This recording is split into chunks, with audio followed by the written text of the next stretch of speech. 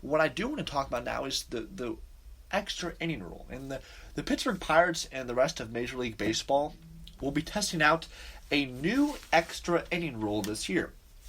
How will the team approach it? The MLB and the MLBPA had to agree on quite a few rule changes to help the 2020 season get underway. One of the biggest rule changes will affect extra innings. Starting in the 10th inning and beyond, a runner will be placed on second base to start off the frame. This obviously changes how the Pittsburgh Pirates will approach extra innings. The inning will then start and go on as normal. The team batting can score as many runs before accruing 3 outs. Then the home side will get a chance to bat as well.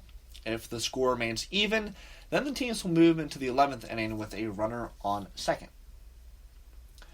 This changes extra innings completely. On the one hand, it's nice to see the league trying to figure out a way to shorten the games. Not only are extra inning games hard for fans to watch, but also they take tolls on the players and coaches. Long games completely throw off teams' and players' schedules. The biggest issue with the especially long extra inning games is the roster management. The pitching staff, particularly the bullpen, is often taxed after an extended game. Pitchers can have arm issues after throwing an extended amount of innings that they normally would not. Some pitchers are used when they really needed that day for rest. Overall, extra innings are not great for players' health or really for fan enjoyment at this point. There are plenty of other factors, with players being sent down, DFA'd, or even released. Overall, players often face more negative consequences from extra inning games than positive ones.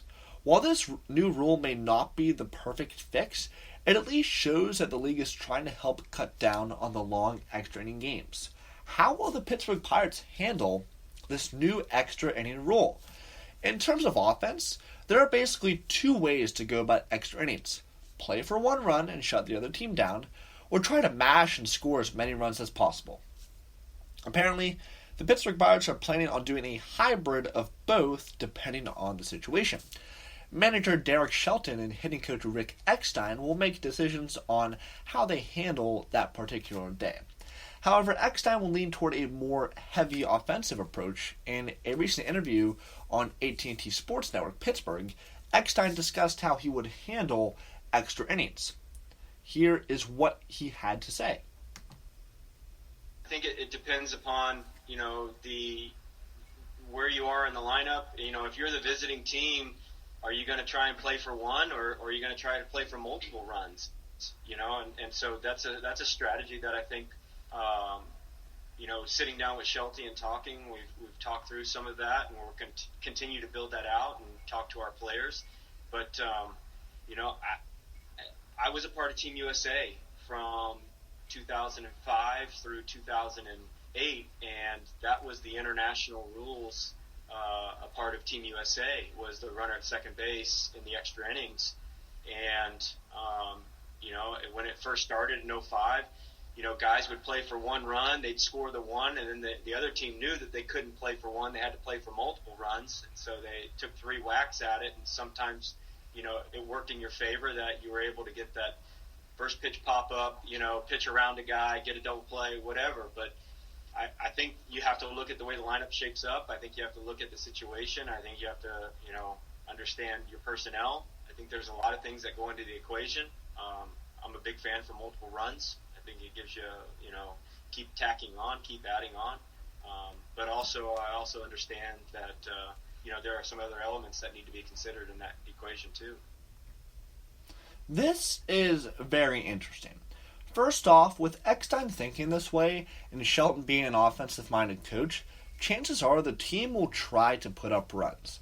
Now, why this is so interesting is because it would be hard to envision the previous regime taking this approach. Clint Hurdle was known for bunting. This situation is going to set up a logical bunting situation. Advance the runner to third, hit him in, and get the go-ahead run.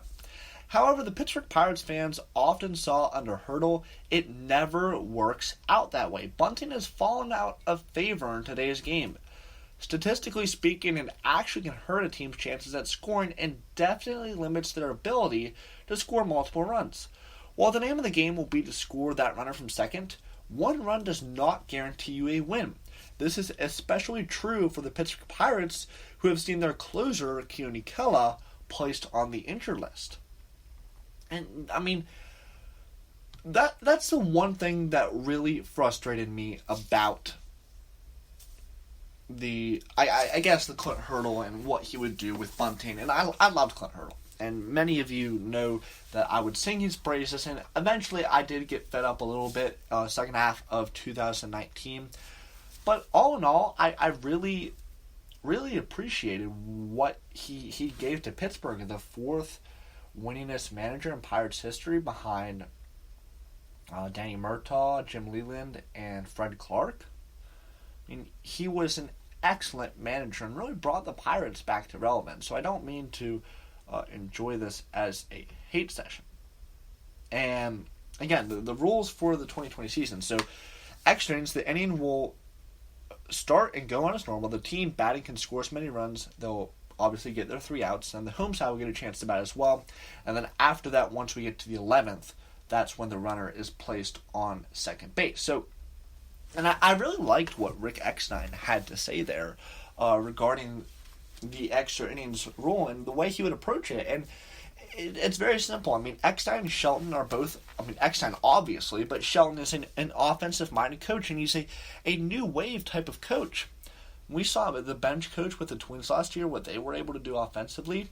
And what I keep trying to tell Pirates fans when I'm conversing with them, and when they start getting the attitude of, the Pirates just aren't going to be that good, I say, okay, that very well could happen. Okay, I was very wrong about last season. But what I'd also like to point out is that it's a completely new staff that they've brought in, largely the same roster than 2018 that provided a winning season. But now the question is, what can they do with that? What's the next step forward, and how are they going to improve organizationally on the field, in the front office, in the farm system, all of this? And I loved Eckstein. I love that he was the lone holdover on this staff, Rick Eckstein, and the players absolutely loved him. And the offense really took a jump forward in terms of batting average and really overall production last season. Now it's really all about the pitching, what Oscar Marine can bring to the table with his new ideas. And from the initial reports and initial feedback that the players have given from Oscar Marine, they love the guy. And really, when we get to extra innings, because there's going to be extra inning games still in 2020, they're not going to disappear. It's just going to be a different sort of approach. And again, when Eckstein was talking about in 2005 how he was on Team USA, and you have the idea of, okay, bunt the runner to third, drive him in, get the go-ahead run, and then hope for the best pitching-wise. But really right now, the Pirates, especially early on in the season, do not have the luxury to bunt him over, sack fly him in, and, try to hold him off. And I would say that they might have that luxury, let's say, if they hit a leadoff double to start at the inning instead of, no matter what, a runner's placed on second base, because whoever the closer is to start the season with, Keone Kela now on the injured list, that closer or whoever will be pitching at that point in extra innings is going to have to try to work his way around and not give up that one run lest they go to another extra inning, and then what's the question there? And it's very clear that this rule that's implemented, it does speed up games. Games end significantly earlier. There's not going to be many ties. Don't worry about that. But this is going to speed up the games. And I do like it because really fans, I've liked extra innings, but I know fans in general, it's not really appealing to them, extra innings. The players, there's a lot of consequences, negative consequences for extra inning games going deep into the night or deep, 15, 16, 17 inning games. There are consequences there. And certainly, the games could still go that long.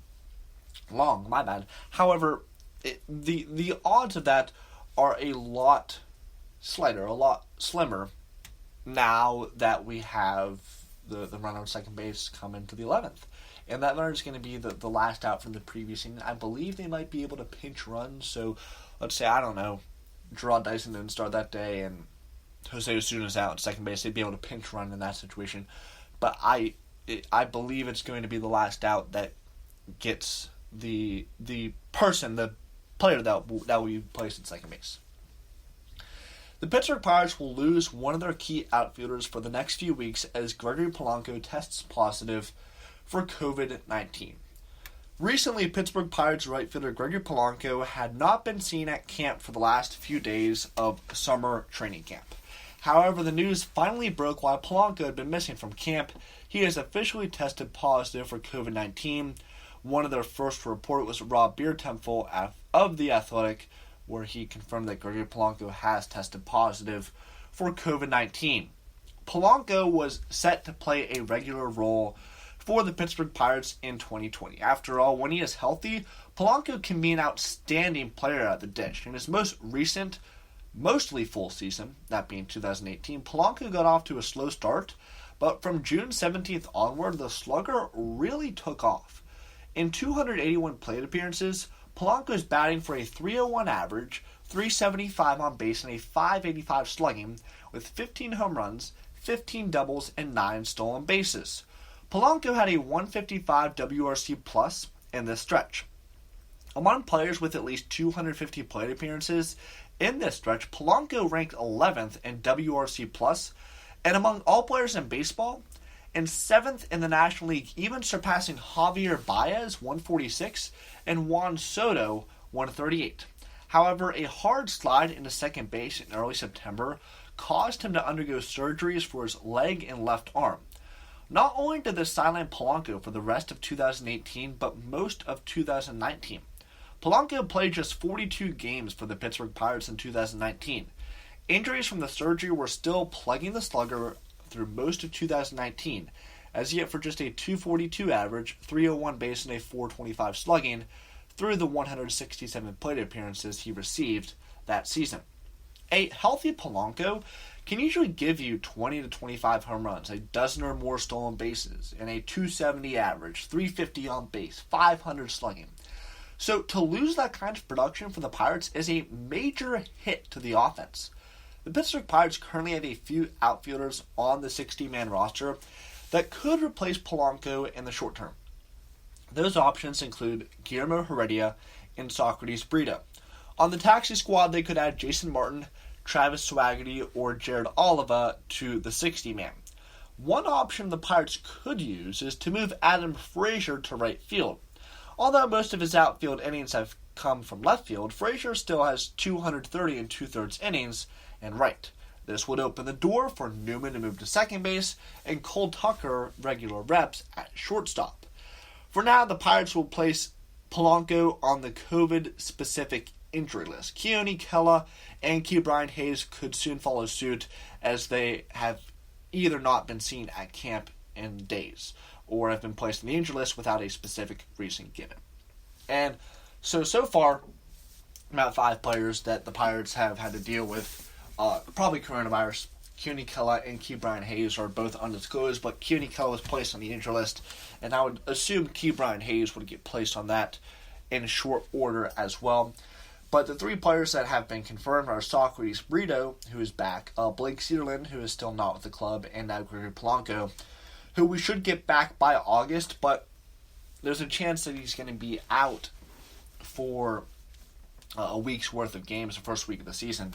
And in that first week, they've got the Cardinals, Brewers, and Cubs. So either way, and this is why I think that you have to have Frazier in right field, because with the tough schedule, and let's say Polanco misses those first 3 series, misses 9 games to begin the season, you're going to want Frazier in that lineup. And honestly, Frazier is obviously the better hitter than Heredia or Brito, and then Tucker is better than Heredia and Brito. So that's what Shelton logically would do, but it's been disconcerting to see Frazier not at all taking reps in the outfield. And as we wait to see how Derek Shelton what lineup he uses tonight against the Indians, it's going to be interesting to see how he formulates it, where he puts guys, in what order, and who starts in right field.